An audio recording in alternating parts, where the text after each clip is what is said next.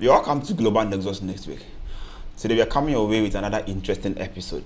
Today we are going to talk about how frustrated it is when you hear about how some people who seem to have made it, or some people who have made it, when it comes to they talking about how they built their worlds or how they made it successfully.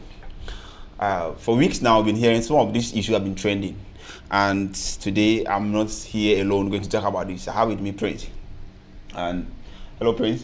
Yeah, hello. Welcome to Global NEXUS. Thank you very much. I'm glad to be here. And I'm very sure you've been hearing some of these issues. Oh yeah. It's something that happens a lot. Whenever one more successful person who has a business, a businessman, entrepreneur in the country, when they have an interview, it tends to go viral because they tend to mention something about their struggle, and then everybody then complains that they didn't learn anything about the path to success, or their some of the things that they use as an opportunity to make their money. Okay. So that means when they come to you differently from what you're expecting. Yeah. So personally, on a personal note, let's say somebody who have made it. Yeah. Everybody know that this person has made it. Yeah. When such a person should share with you how to build what? Personally, what do you actually expect? Well, I'm looking for something that is not, typical, because, one of the things that people say is, one of the observations people make is, when you've been to school, when you've gone through the educational system, you go to tertiary, and it's funny how the very lecturers, who are teaching you business, ethics, business, marketing, and all that, the people teaching you principles of business are not, successful in that particular career. They are not, when it comes to business wise. Sure, they are not the heads of big conglomerates and all that, and so there is something that is lost, or there's something that is out of the equation. When it comes to the education. Right. Okay. And so when it comes to the information and learning and all that, you expect that there is something that missing part that you didn't get from the educational system. As you listen to these interviews, you listen to some of these people voice out their thinking process, that you will learn something and go, oh, okay, this is one of the missing pieces. And usually that's what I'm expecting when I watch some of these interviews. Okay, I get it. So, but when you go look at submission, like I sowed both fruits, it's not also something that you get in textbook or you actually get in school. Isn't that what you're talking about? No. The rags to riches story is something that's very common in our part of the world, okay. Right? Some people, such as myself, think that, in fact, they feel the need, these successful people feel the need to highlight how difficult their life was. Okay. Because perhaps it makes it sound like they deserve where they are now. Success because of how much they have struggled. Okay. And so, no, that is not what I think the average person is looking for. The success story is mostly, I think, people are concerned with what it is that happened for you to make that shift. Okay. Because you sleeping under a bench, or struggling to eat 3 times a day, that is something that I think most Africans are familiar with. They know, even if it's not you know a friend, you know someone you went to school with, you know people in your community that have very, very sad stories. And learning about how difficult it was for you to get a 3 square meal doesn't really open the door for me to change the way I think about business. Exactly. So usually I don't think that's what people are talking about when they say they want something different. Okay. So if I'm getting you right, if every time that you hear these people talk, what you expect from them is the decision they made. Yes. The critical ones. At which point in time do they make that decision, and not the struggle. Yeah. And not, I could not afford 3 square meals in some time. These are common things, and then you wouldn't need that to. Exactly, I get you very well. I have few of such story over the few months. We've had them come up over and over and over, and I have few of such stories that I actually want us to. Yeah. I actually want your reaction over them. Let's look at a story like one we had from McDonald some time ago. Sure. About him saying that he sold both fruits, and now this is where he is. This story, when you heard it for the first time, how did it get to you? How did you take the story in the first place? I mean, the first reaction is you will laugh, right? Because I don't really think that. Okay, so first of all, before I speak about why I feel the need to take on this quote, maybe in his defense, right? What someone would say is he's trying to say that this is a character building experience. Okay. Right? I sow both fruit, so I know what it's like to work intensive hours, to labor, tirelessly, and to try and put effort and all of my energy into something. But at the end of the day, we know a lot of people who do a lot of hard work, yeah, who are in the sun, exactly, who are on the street, exactly, who are hustling, chasing vehicles to sell something. In our part of the world, street hawking is very, very common. So saying that doesn't necessarily give me the information exactly that lets me know how the transition. It doesn't give you anything new, right? Exactly. So in his defense, sure, character building. You went through a lot. You've toiled. You are not someone who is against hard work, but hard work alone, as we know, is not just. It's not the way out. It's not the only ingredient in the soup, and then there are other things that are left out, and we feel hard work, fine as it is, there needs to be something added to his story that he's missing. Exactly. Other story like the one you had from Tobinko, Tobinko, who says that he started his pharmaceutical business with 1 cedi. Sure. Prince, obviously there's a lot of people out there that have business capital way above 1 cedi. And if you made your deduction and subtraction, even now, sure, it still doesn't make sense. It still doesn't make sense to the average person. So somebody will say it doesn't really make sense to the average person. So a story of this nature, there are people who have 1 cedi. There are people who even have, let's say, 2,000 Ghana cedi that they would want to. After listening to a story of this nature, what does it bring to you? The Tobinko thing is even a unique thing because people in the healthcare industry, they face very specific restrictions, very specific challenges.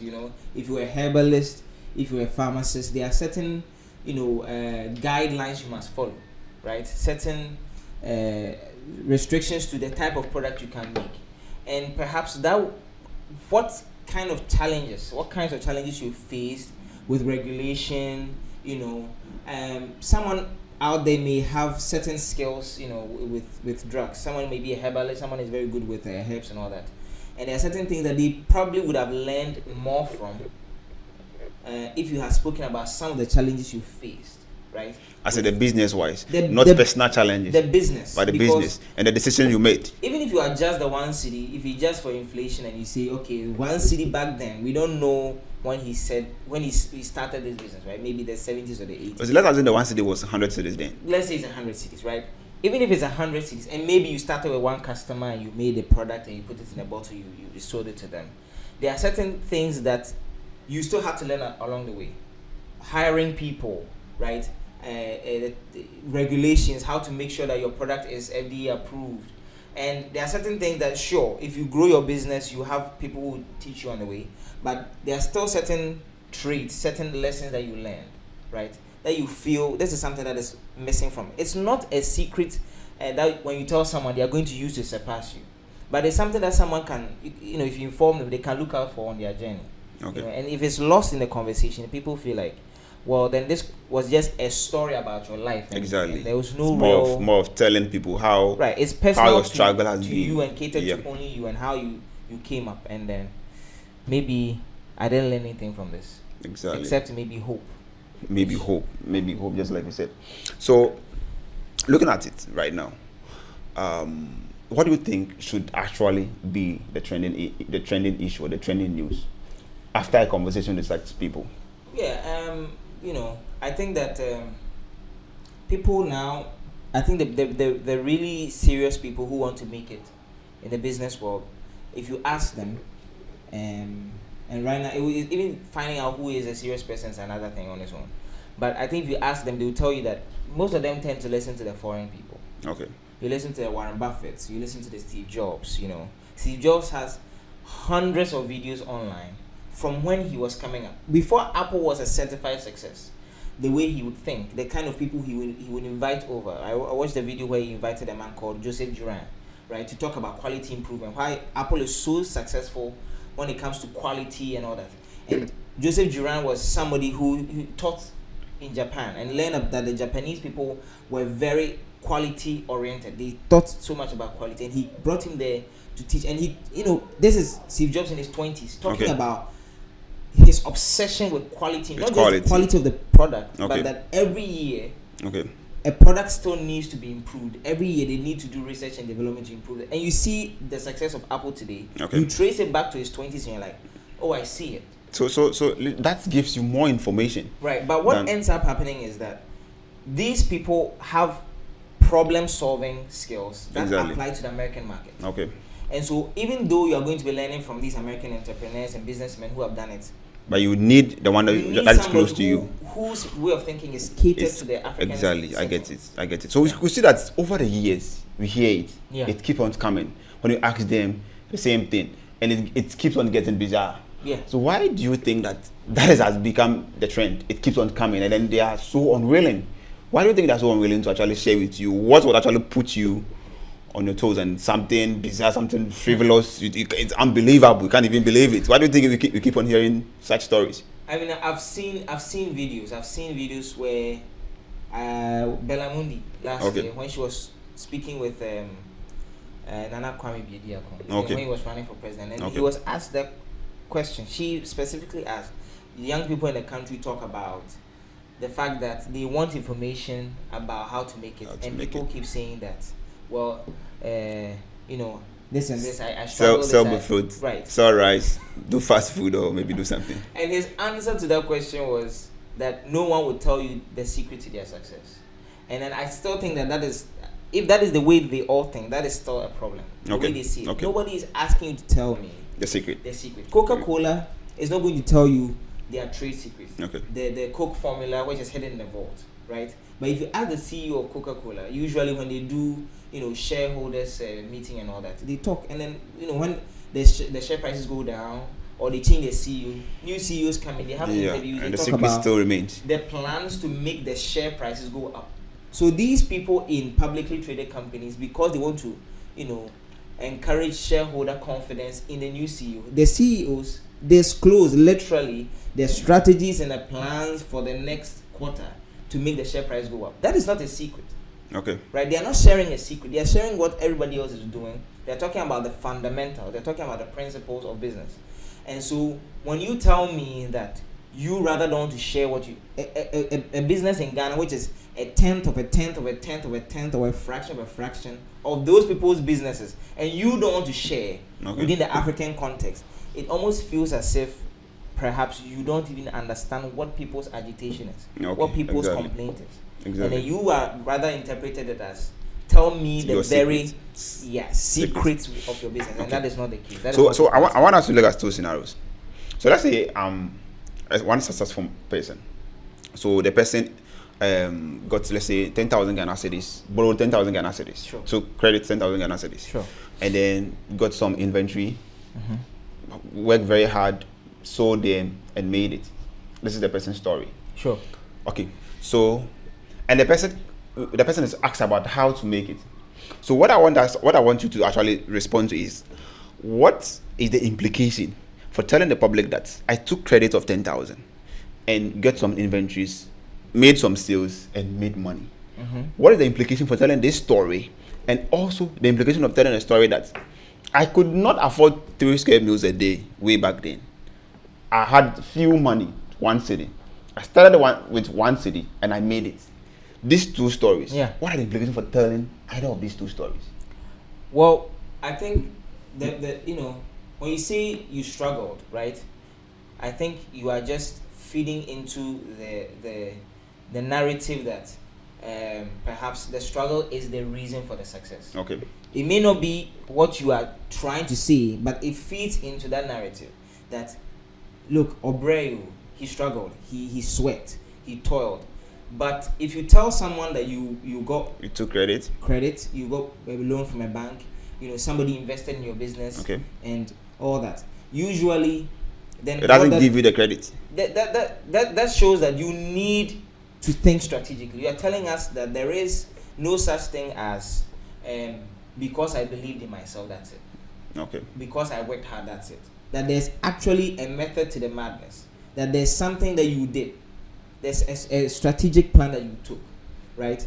And that perhaps for you to make it in today's world, that you also need to think about things like that. Not that it is recommended that everybody take that path, but the idea that you just work hard and then, when you watch African movies, someone will be struggling in the street and then 20 years later he's in an office. Exactly. And there is no transition. There's no connection. There's nothing to relate to. There is no tipping point. It's just he's here and then he's there, right? And the same thing is what we feel like we are getting when we are listening to these interviews. Okay. We are not hearing about moments where they had to put aside passion. I say the intermittent. And then think about strategy.